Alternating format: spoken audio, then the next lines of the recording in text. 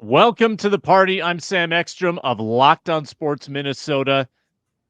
It's looking bleak in the NFC North right now for the Vikings. Hey, this is Arif Hassan with the Wide Left Substack. I'm learning right now that I have something in common with retired center Jason Kelsey, who yelled, "F my life," every time there was a tush push. That's what I do every show. What's up? I'm Luke Braun from Locked On Vikings. I think we're all saying F my life today. Locked On Sports Minnesota Podcasts. It's endless Minnesota Vikings talk with the diverse voices of your local experts. It's time for the Minnesota Football Party. What's up, everybody? Tuesday edition of the Minnesota Football Party on Locked On Sports Minnesota. I'm Sam Ekstrom. You met Luke Braun. You met Arif Hassan. Luke Inman out today. He'll be back on Thursday. Plenty to get to coming off of Wild Card Weekend. What did we learn about the NFC North? And are we overreacting to say the Vikings have been totally passed by? We'll also get into our QB target of the day and focus on the Heisman winner, Jayden Daniels. Free agency preview continues with cornerbacks today, all on the Minnesota Football Party, which is presented by LinkedIn Jobs. LinkedIn Jobs helps you find the qualified candidates you want to talk to faster. Post your job for free at linkedin.com/LockedOnNFL. That's linkedin.com/LockedOnNFL to post your job for free. Terms and conditions apply. Where to start today? Wildcard weekend is behind us. Packers win decisively over the Dallas Cowboys. That could have been the Vikings 7 seed spot right there against a... No, they had to lose for draft position. It's important. Truth. Yeah, the Packers really made a mistake here. And the Detroit Lions have won a playoff game for the first time in 32 years. Congrats to Eminem. Congrats to Benjamin Cap. Yeah. Congrats to The other all three Detroit people in fans. Michigan, yeah. That's got to feel really, really good. 24-23 Lions win. So the NFC North wins the weekend. Oh, yeah, and the Bears have the number 1 pick, too.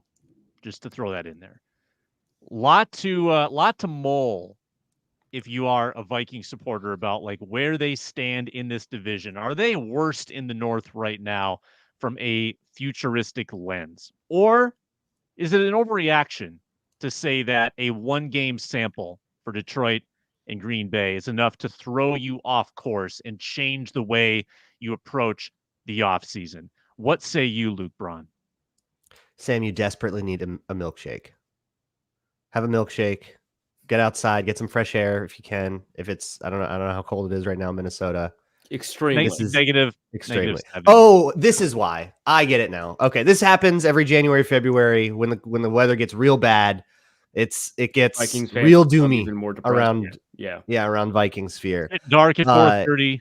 Yeah. I'm actually wearing 2 hoodies right now, and I'm inside. Wow. That's couldn't imagine. Here's the deal. We all know that the results of a given NFL year are just the results of last year, but more extreme. So, if the Vikings lost a couple more games than they did the year before, what will happen is that they'll just lose a couple more games again until they start, winning negative games, Right. eventually folding as a franchise. Mhm. That's what's gonna. No, like if people are overreacting like crazy. Like, chill out.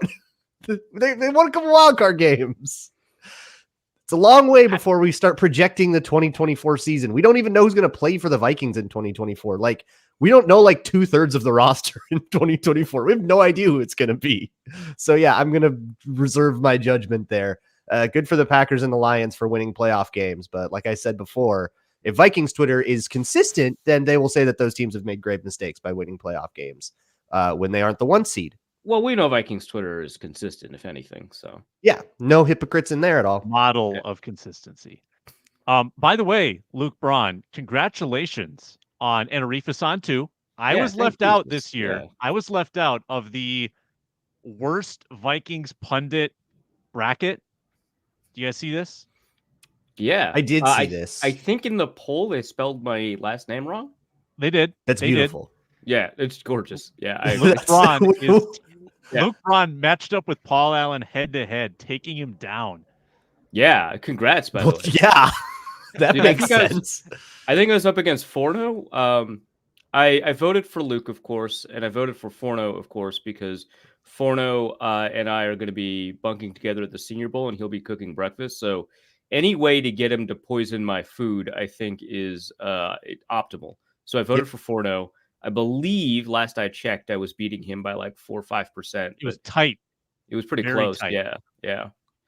I think Luke do we Edmond and have I the were results? texting like Luke Edmond and I were a little hurt. We were like, man, badge of honor to get nominated here, and we're left out in the cold. Either we're that good Luke took or some we're that years irrelevant. off, right? He has to build his way back into these brackets. I get it. Yeah. Sam, I think you have a right to be aggrieved, but Luke, I think, look, you got to post more, dude. You got to get back in the game. You got to piss off that specific guy, because that guy spent like a year on his burner account begging me to unblock him. I was always going to be on the same guy. Bracket.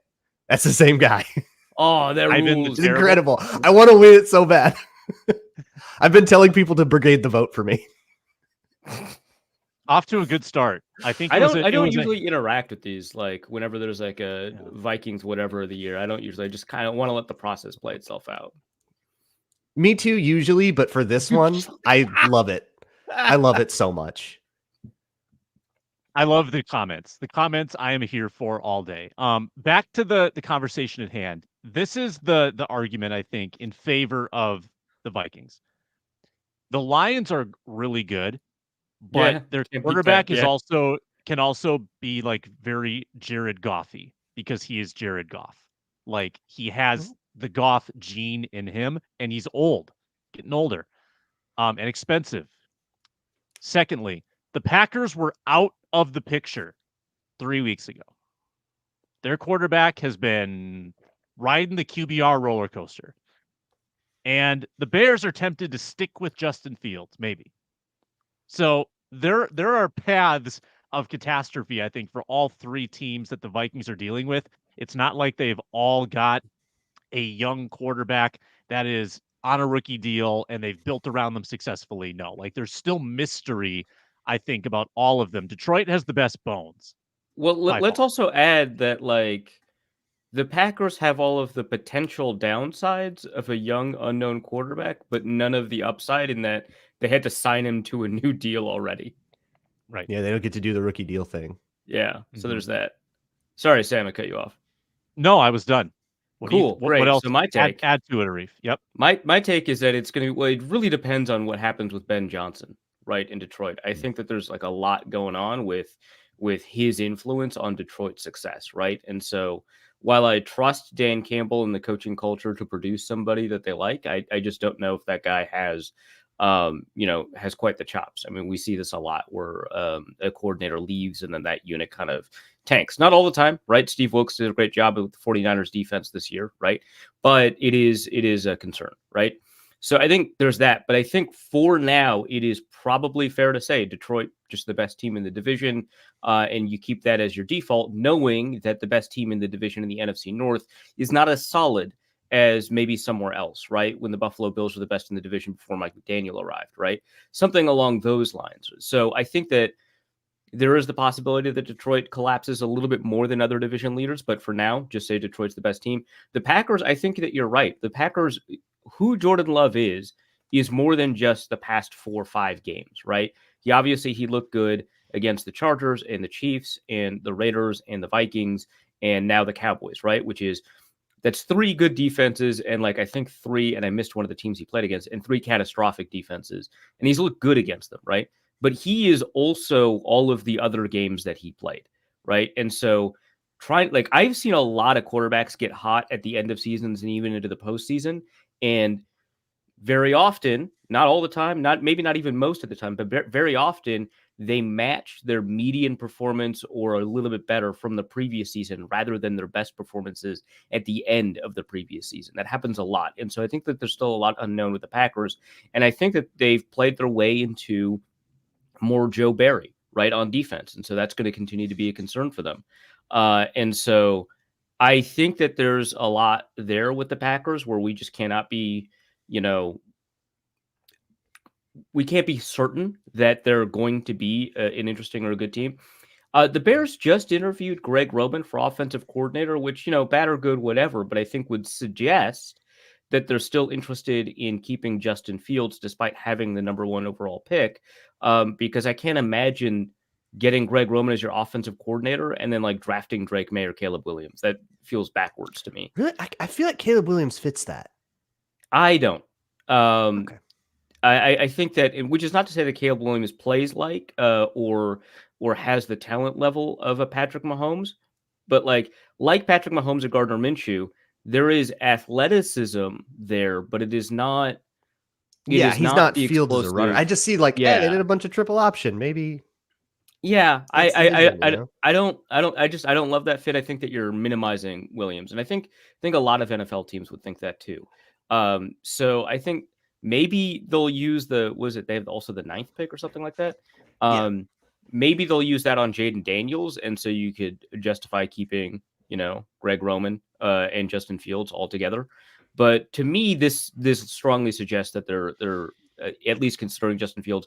Maybe they interview Greg Roman for his thoughts on keeping Justin Fields, and they kind of make a decision from there. So with that in mind, I think that there's the possibility that the Vikings could be the second best team. I think that that's actually maybe not the most likely, but one of the stronger possibilities, the second or third best team in the division next year. I don't think the Vikings are way behind. Like Luke said, a lot can happen between now and August, right? Between now and September.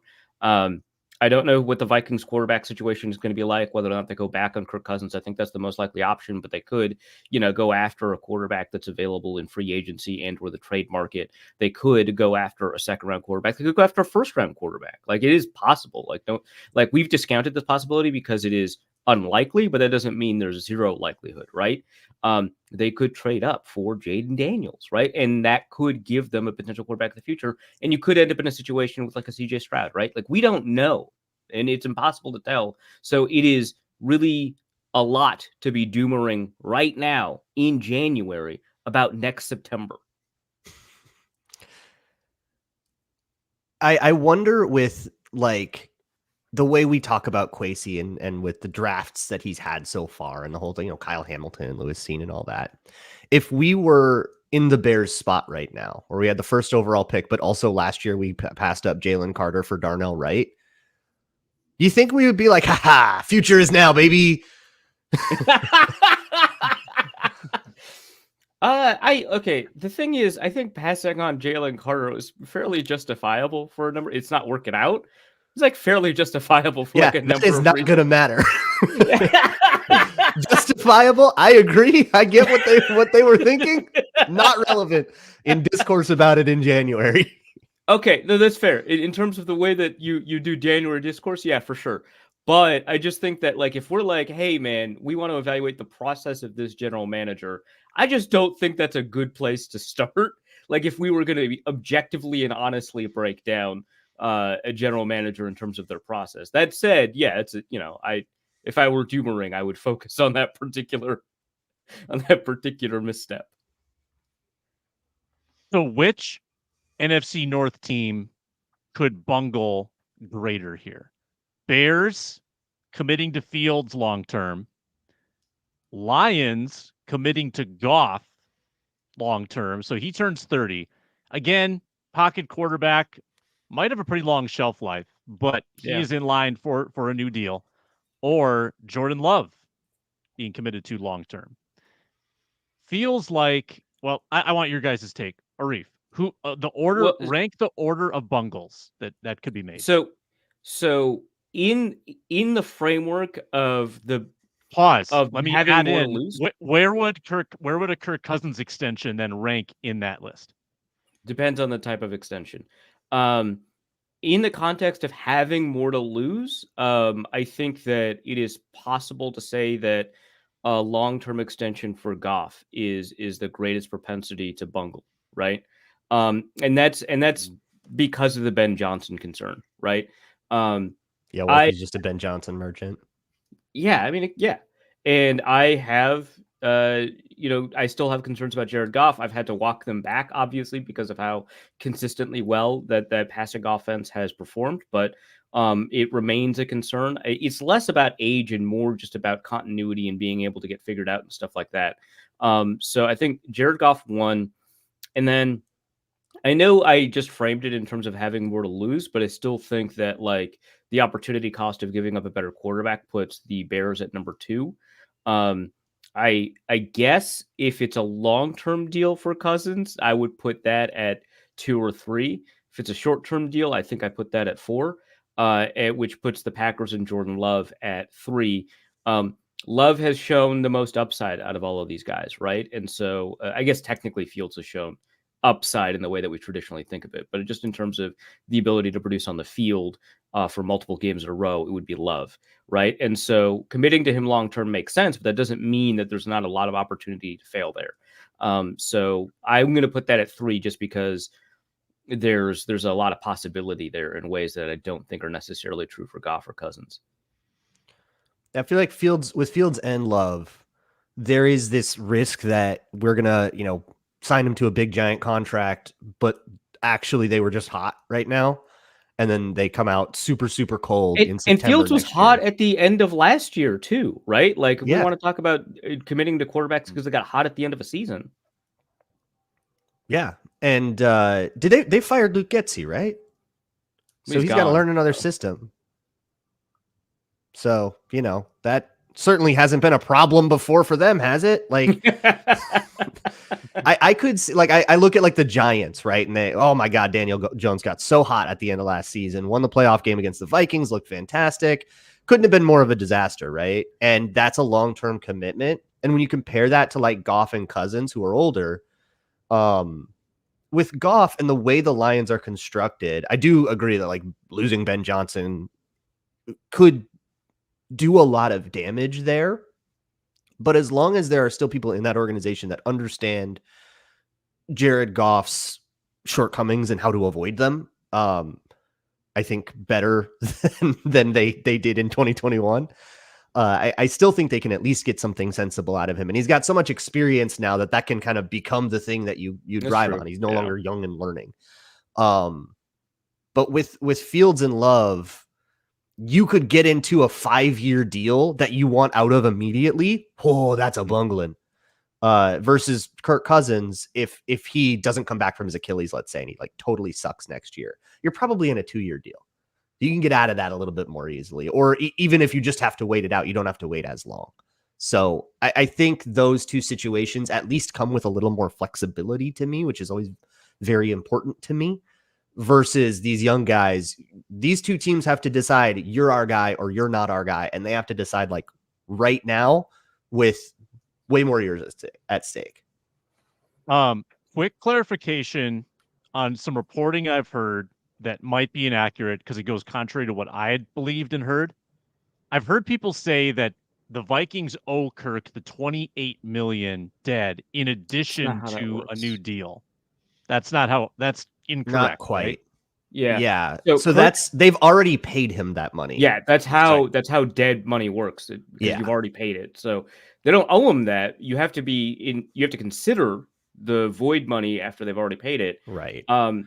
But there are 4 years of deals accelerating into the void 4 year. I mean, fake deals. 4 years of fake contract. Yeah. Yeah. 4 years of fake contract accelerating into 2024. I believe, without looking it up right now, it's $10 million for the next 2 years, and then and then the 2 years after that, it's 7 or 7.5, right? Yeah.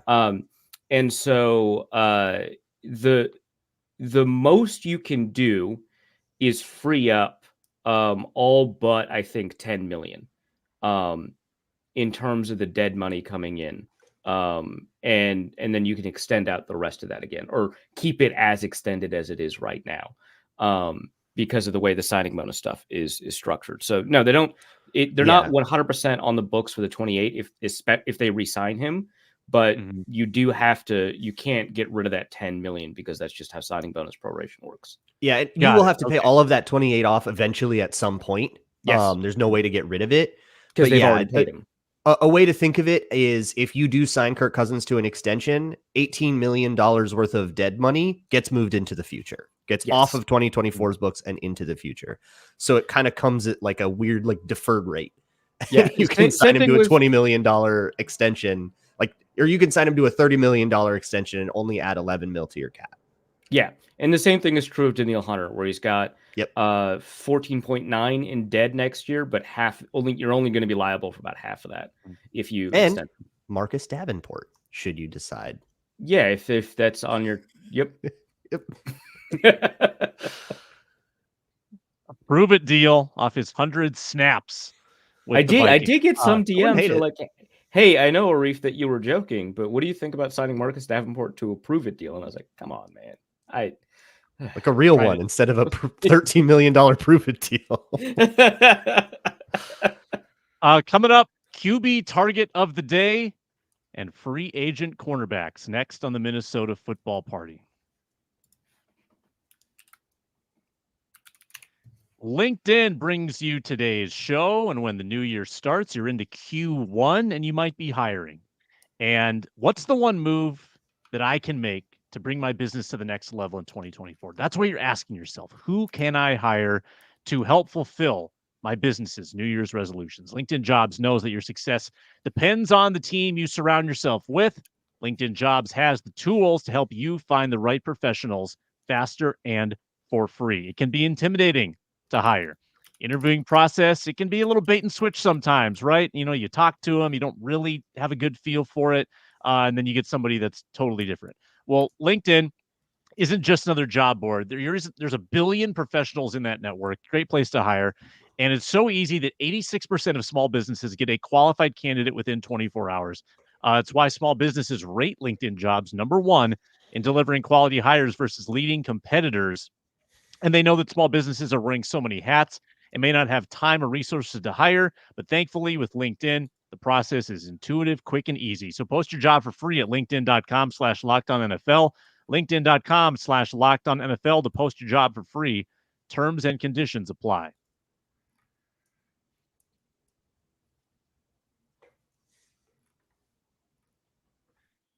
All right. We thank the everydayers here at Locked On Sports Minnesota that watch us Mondays and Thursdays, today, Tuesday. Minnesota Football Party, Minnesota Basketball Party on Wednesdays, Ron Johnson Show on Tuesdays, Roundtable on Fridays. So much programming here at Locked On Sports Minnesota. Subscribe to the channel, please. It really helps.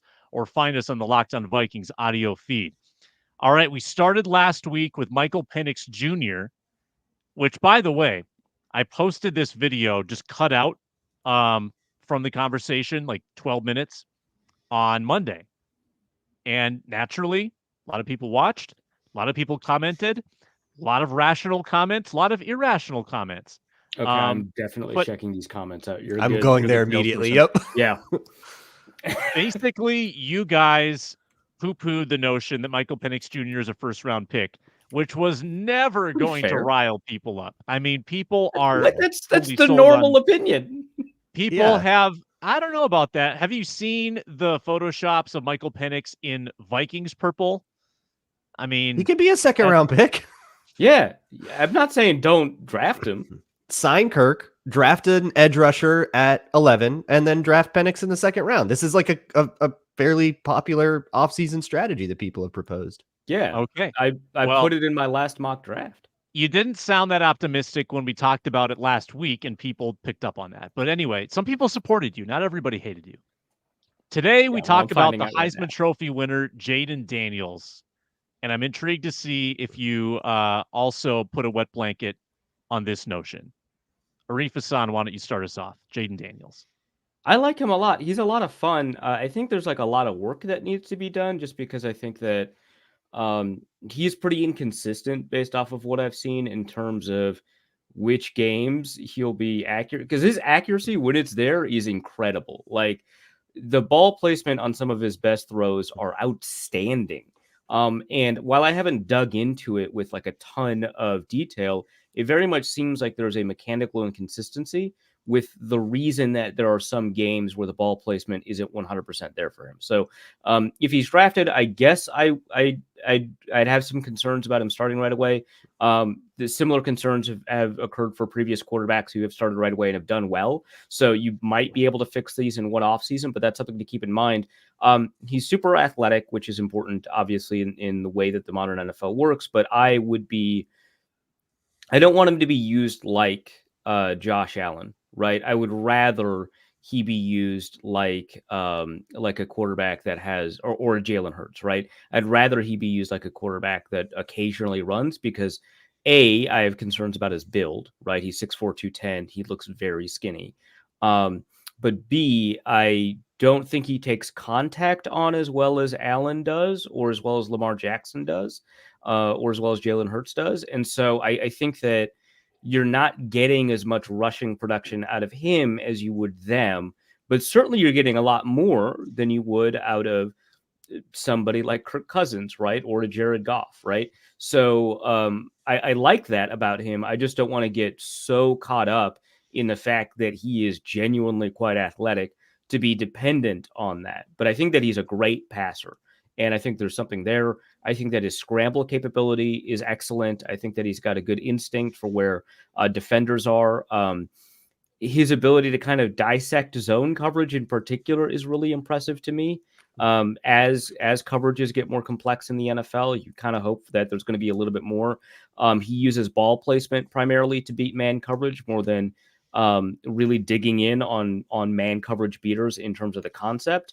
And like I said, sometimes that's excellent. Sometimes he does a very good job of ball placement, and sometimes he doesn't. Obviously, it worked out really well for him at LSU this year, given, the whole thing with the Heisman and like 40 plus touchdowns. But, at the next level, that is a concern. But I like him a lot. I think he's a first round talent. He's a young enough player to develop. And I think that his mistakes are relatively correctable as far as quarterback flaws go.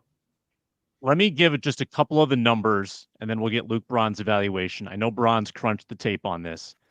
PFF, number 1 run grade amongst quarterbacks, second in yards after contact, second in 10-plus yard rushes. That's just rushing. Passing, number 1 graded quarterback. Or I guess number 1 overall grade amongst quarterbacks, number 2 pass grade behind Bo Nix, 40 touchdowns, 40 interceptions, big time throw rate, 3rd, turnover worthy play rate, 4th best, as in very few turnover worthy plays. Like, there's not a lot of negative from last year's resume on Jayden Daniels. And he's one of these guys, again, who switched schools, nothing special at Arizona State, goes to LSU, turns it all around, and emerges in his 5th year. The 5th year quarterback is causing so many age questions, right? Because he's 23, right. He turns 24 this upcoming season. Same thing with Penix. Hendon Hooker was on the extreme end, but he did the same thing with Tennessee. So now, with all that being said, foundation laid, Luke Braun, your take. So I'm a little incomplete with Jayden Daniels. I haven't watched everything that I want to watch of him. I've only watched a couple games that are like his good ones. So I really like him, but I feel like I still have to see, I haven't seen a lot of the FSU game, that week 1 game where he wasn't very good. And I want to try to get my hands on other ones. But with that caveat said, I really like him. I like the way that he sets up his feet. I like the throwing mechanics. I wrote a big long piece about quarterback biomechanics on Arif's Substack on Wide You mean Left. Mechanics? Yeah, sorry, I was being pompous. But yeah, I wrote a big piece on Penix and his biomechanics because his throwing motion is so weird and how it causes some misses. And that had just happened in the national championship game too. Jayden Daniels is way more consistent mechanically. His feet set up way more consistently. I don't think he quite he doesn't quite get as much flexibility as you would hope, but it's plenty. And that can lead to these really, really pretty go balls and really, really pretty deep balls and even zipping some into tight windows in like the second level and the intermediate area of the field. All awesome stuff. Absolutely love it. There are some times when I think he uses his legs as a crutch, and it's really hard to get mad at those because they're like long touchdowns. It's like, man, hey, that was a misread. You should have, you scored. Okay. Well, I guess we can't really have that conversation. Yeah. Classic. No. Yes. Yeah. Super. No. Yes. So that while that does kind of feel like, okay, I'm a little bit mixed on that play, even though it was this really cool explosive touchdown. That is kind of part of the package where running gives you a floor, right? If the play goes poorly, even if it's your own fault and you can make up for it with your own legs, that's part of the package that you're buying into. So I can at least get on board with it and be okay with it. I would like to see him, keep his eyes up and look to throw a little bit more often rather than just say, all right, something went wrong. I felt a flash of color and I'm just going to take off. That won't fly as much in the NFL as it did against like Florida. And there are some interesting things. I've been trying to learn more about Brian Kelly. And I think especially against man coverage, a lot of those instructions are pick a matchup and throw it, which I think. That makes sense. Okay. I wonder if that instills a bad habit though, of locking on pre-snap. Yeah. There are plenty of instances of other progressions where you see him go 1, 2, 3, 4, check down. Which it's nice to see that he can do that. I think for an older quarterback, he plays like he's got that experience.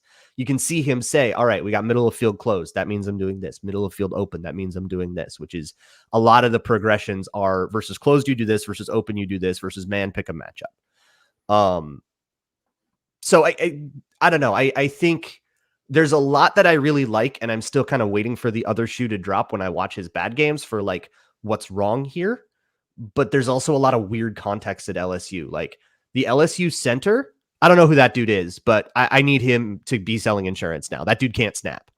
And all kinds of plays, especially for a taller quarterback, all of these snaps were at his knees or his ankles. So he's got to bend down to get them, get back up and drop back. That slows it down and comes up the entire process, and then throws will be late. There's a fair amount of quick game at LSU too. It's so screwy. It is. And it makes his drop back look super weird. I noticed that in the Alabama game. If you just watch, you can see it in the highlights from the Alabama game. He's got to go down for every single snap. And it's what is going on here? This is not acceptable.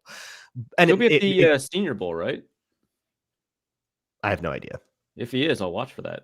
See what he does for normal snap. Yeah. Wasn't there at all in the Florida game. So I'd be very curious to see what how consistent his dropbacks are, because you want those to be really rhythmic. I think it was an Andrew Janoko clinic where he wanted 1, 2, 3 or 1, 2, 3, whatever it is, it should be exactly the same every time. And it wasn't very consistent. And I'm still kind of jury's out on whether that's the fault of the snaps or whether that's just a thing that he's not very consistent at. I mean, it could be both, right? And one for could sure lead to the other, right? Because if you don't have a lot of reps when I have seen him play with rhythm, right, it's actually gone really well. It's fantastic. Yeah. So that's that, which is I think it's one thing that separates a player like Michael Penix, who we were just talking about, from someone like Jayden Daniels, and a reason why I like Daniels more, even though I've characterized both as being inconsistent. I think, first of all, I think Daniels is significantly less inconsistent, and his highs are higher. But also just when the thing is not when the offense is not holding him back, which in the NFL, all offenses are going to hold their quarterbacks back in some way just because the talent distribution on defense is great. But it's much better for Daniels than it is for Penix, right? Which to me signals a ceiling in a way that I think we don't traditionally use the term. But the highs are going to be significantly more intriguing, I think, with Daniels, because when the things are going right, they go extremely right. Yeah. And with Penix, not to make this just an argument about those two, Penix doesn't have that running floor. He doesn't have if things go wrong, I can scramble for an explosive. Yeah. But there are so many times, and this was especially apparent in the Florida game, which is one of the first ones I've gotten to, where it was just man coverage and everybody had cleared out from that side of the field, and he just had 30 yards of space and he just chews it up instantly. So that athleticism is really, really cool. And he's 23 coming out, which is old, but we saw older last year. We drafted older last year here in Minnesota. That's right. Jayden Daniels also number 1 in deep ball grade, number 2 in passer rating, I should say, number 2 in passer rating under pressure. There's very little he did not do well last year. Really, really good, unbelievable season, Heisman winning season. We're going to get to cornerback targets and free agency next, but first, analytics fans rejoice. It's time to get educated. Whoa, you're blowing my mind right now. With the nerdy stat of the day. And I'm going to make you wait a little bit longer for the nerdy stat of the day as we get a couple words in first.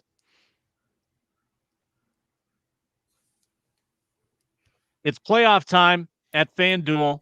NFL regular season wrapped. You still have time to bet the NFL at America's #1 sportsbook because new customers right now get $150 in bonus bets guaranteed when you place a $5 bet. So I'm looking at Ravens -9.5, 49ers -9.5, Lions -6. We got some big spreads in the divisional round. Get in the action at FanDuel. Sign up. FanDuel.com/lockedon. Make a $5 wager. Get $150. And once you have the $150, you can sprinkle that around in a bunch of different places, or you can put it all on one bet that you feel really convicted about.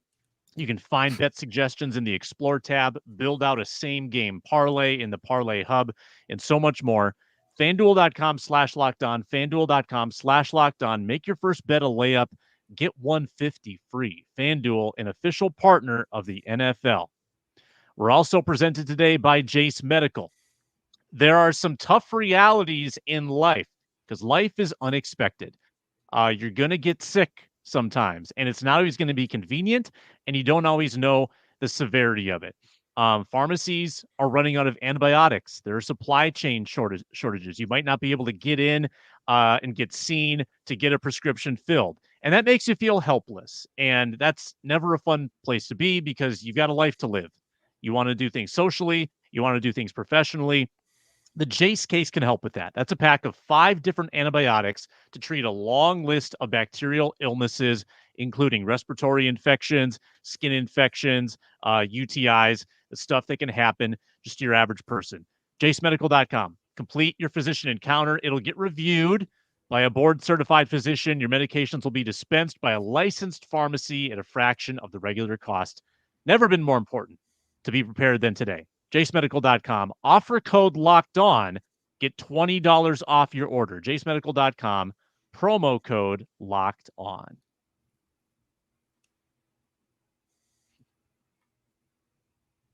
All right, everybody waited in suspense for nerdy stats. We actually have graphics today. Oh my gosh. gosh. Luke Braun's nerdy stat support. I'm not sure how this is going to display on YouTube. Let's try it. That looks fantastic. So we're just going to cover up our faces. Yeah, there you go. Can I put us off to the side somehow? Can you just cover only Luke Braun's face? I think you can just move it around. Yeah. I don't think I can adapt. I can't adapt it.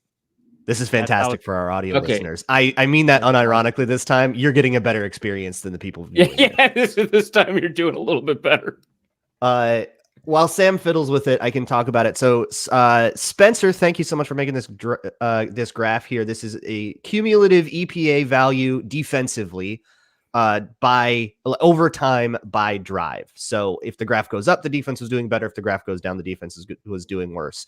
Everybody at home, tell me if you can locate the Cincinnati game.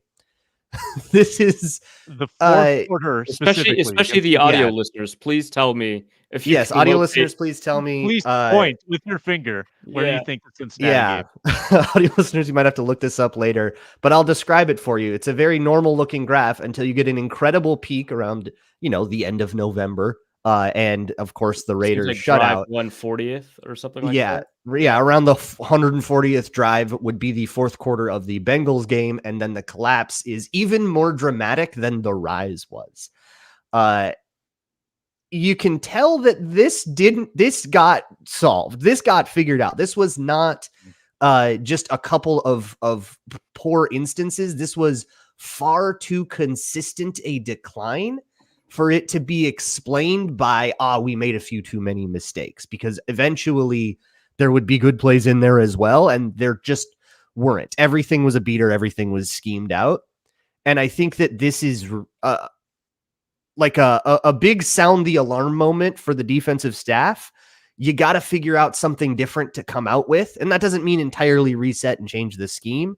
But I think seeing how precipitous the collapse is tells me that you got to go into the lab a little bit this offseason and figure out a way to make that thing work better.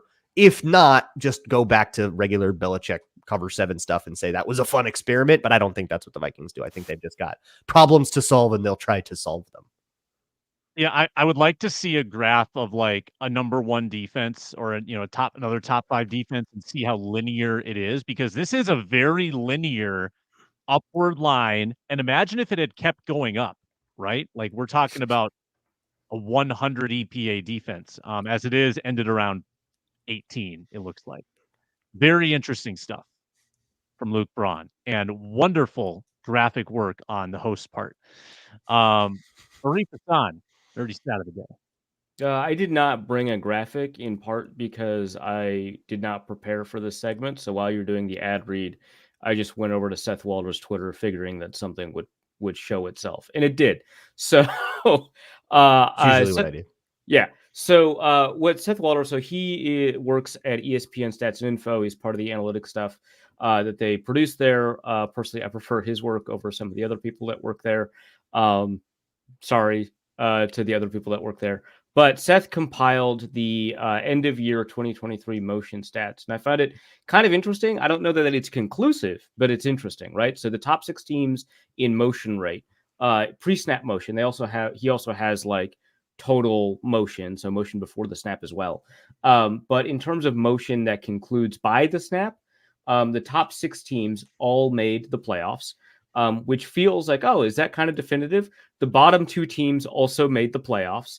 And then also so did the teams ranked 16th and 17th. So it's not conclusive, but it's interesting that like it seems primarily teams that have made a choice about what pre-snap motion was going to do for them are the ones that seem to have succeeded. You do have teams like the Buffalo Bills ranked 27th, teams like I said, the Chiefs and the Texans ranked 16th and 17th, that are not at those extremes, right? But it very much seems like teams that use motion a lot, primarily know what to do with that fact that they're using motion a lot, seem to be doing well, or teams that have decided that they are going to get rid of motion and take advantage of the things that you can do without motion. Like, for example, engage in hurry up a lot more often. Really difficult to do that with a motion heavy offense. Or play with a lot more rhythm. Sometimes difficult to do the motion heavy offense or whatever, right? Have decided that this is who they are, right? And so I don't know that you can look at a list like this and conclude anything, strong, but I do think that it would suggest at least that you should be intentional. I just got into an argument with an analytics guy a couple days ago about ranking offensive coordinators. And I thought that his method was actually quite poor. It ranked Stefanski 29th, for example. And looking at kind of the statistics that he used, I didn't love it. But one of the arguments that he leveraged was that these rankings correlate with, now these aren't inputs, I should be clear here, but they correlate with use of motion in pre-snap and play action usage, which analytics people also tend to like as evidence of a good play caller. And I also objected to that being the case, right? Because I think that a lot of play action, we've seen teams ramp up play action in response to this data and not do very well with it. We've seen teams ramp up motion in response to this data and not do very well with it. I think that what really matters here is that it's very clear that motion tends to give you a huge advantage if you know how to use it, and also if you know why you're not using it. That to me is kind of what this suggests. And I think that teams that want to invest in stuff like RPO, play action, bootlegs, motion, whatever kind of the thing that analytics people are interested in, they need to be very intentional about their approach. I think that's what the data suggests. That was pretty nerdy and pretty illuminating. My nerdy stat, the Rams punt from the Detroit 44 with 4:15 remaining in the fourth quarter, trailing by 1. Is that how that ended? I didn't see the whole second half. But albeit it was 4th and 14. So 4th and 14. No. 1 point, to a 4th and holding 14. call. Yeah. 4th and 14. Okay. 4th and 14 is. It was like 4.5 minutes. You get man. it, but like, yeah, and they couldn't get the stop. You're probably 10 to 20% to either make the field goal or convert the first down. Your offense was really good. that day? Their kicker was like Brett Maher, right? That's who the Rams Yeah. kicker was. I can see why they didn't go for the field goal. He Yeah. doesn't have that kind of life. Yeah. They needed any yardage on the 3rd and 14, anything. And I think they probably tried that. But they punted. It was the 98%. And I think it's a third down play calling error. They were too concerned about getting all 14 on third down, I think is what happened. And they only needed a field goal. I was really shocked that they went just for the conversion, knowing that because they're 1 point down. They only needed the field goal. I was flabbergasted by the play call on third down. I can't actually remember what it was. What was the route? I'm trying to remember if I hope I'm not confusing it with the down that they also got the holding call on, but I believe it was a stick route to the sticks, and which like a 14-yard. Maybe I shouldn't call it a stick route at 14 yards, but like it was a pretty well covered curl or comeback type route that wasn't open, and if it was, like, you had to be really confident in it. Which it's Matt Stafford. He's confident in every throw, but 99.2% of cowardly punts this season. Lions got 2 first downs and 1. I want a free agent cornerback from you guys, 1 each. I want a name, and I want it fast. Tell me who the Vikings should pursue. It is rough out here. It is. This is a really rough class. I honestly don't have an answer that is going to be exciting for anyone. Kenny Moore? I don't know. Okay, so there's a bunch of. Do I get to say Jalen Johnson? Sure. I don't want like Stephon Gilmore because he's like quite old and it wasn't quite working out at the end of the season for him. So sorry to not fulfill the mandate of what you were saying, Sam, of picking a name and choosing one. But I think the ones that stand out to me are Nick Needham because he's worked with Brian Flores before and he's done well in a Brian Flores system. Dory Jackson because he has the athleticism that I think a lot of the quarterback group doesn't quite have, and he's played well over the past 2 years. Chidobe Awuzie has done pretty well for the Bengals. But the guy I'm kind of most intrigued by is CJ Henderson. So he was... better? What? Is he better? Better? No, hold on. When I say intrigued, I don't mean he's like... good. So he played pretty well for about 6 games as a first round pick for the Jacksonville Jaguars, I want to say. And then he got traded to the Panthers where, the Panthers defense wasn't really stellar. And I think that CJ Henderson contributed to that. But I think that he has the instincts and athleticism to be an interesting free agent cornerback. If they sign him, I think that he has the possibility, the potential to earn a starting job and play well. Because he has played well, especially in man coverage heavy schemes. And as Luke said, I think the Vikings are going to have to be forced to change their scheme this offseason as a product of getting essentially figured out during the season. And that might mean a lot more man coverage. And that's kind of where Henderson excels. I think that he is an example of a extremely high upside, low cost type free agent. But if you want a guy that is like probably good, I would not sign him. But if you want a guy that could be very good with a lot of upside, I would sign him. Otherwise, like, you've got a floor kind of with the Dory Jackson. You've got a floor with maybe even like a Steven Nelson, who did obviously really well for the Texans this last week. But yeah, this group is like tough. Yeah. L'Jarius Sneed, if the Chiefs let him go. No way did the Chiefs let him go. No way did the Chiefs let him go. But he's on this list because that hasn't happened yet. All right. Sign him. Yep. I've got Kenny Moore as a slot, Steven Nelson as an outside guy. They're both old, though. And I don't know if they really fit the Kwesi model, but for 1 year, who cares? Yeah. It's a veteran presence might help in a Patrick Peterson way, as long as they're not so old that they can't run. Yeah. I mean, Nelson's is available. He is. Luke Braun and Arif Hassan advance in our betting playoff betting contest. Congrats to them. More on that on Thursday's episode. We'll make our divisional round picks as our round robin continues. Curse you, Eagles. I needed Eagles 6.5, and they were only 29.5 short. For Luke Braun, Arif Hassan, I'm Sam Ekstrom. Minnesota Football Party continues Thursday on Locked On Sports Minnesota.